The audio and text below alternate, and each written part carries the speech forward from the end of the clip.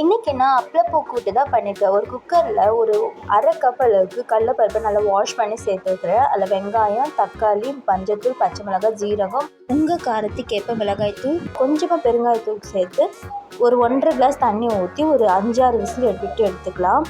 இப்போ பருப்பு நல்லா வெந்துடுச்சு.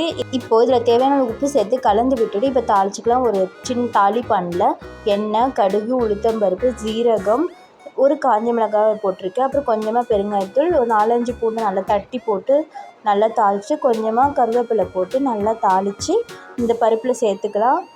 அப்பளப்பூ கூட்டு சில பேர் மிளகாத்தூள் போடாமல் வெறும் பச்சை மிளகாய் மட்டும் கூட போட்டு செய்வாங்க. அதுவும் நல்லா தான் இருக்கும் டேஸ்ட்டு. நான் குழந்தைங்க சாப்பிட்றதுனால பச்சை மிளகாய் அவ்வளோவா சேர்க்க மாட்டேன். தாளித்து கொட்டின உடனே இதில் ஒரு 7-8 அப்பளம் நான் பொரிச்சிருக்கேன். அதையும் சேர்த்து நல்லா கலந்து விட்டுக்கலாம்.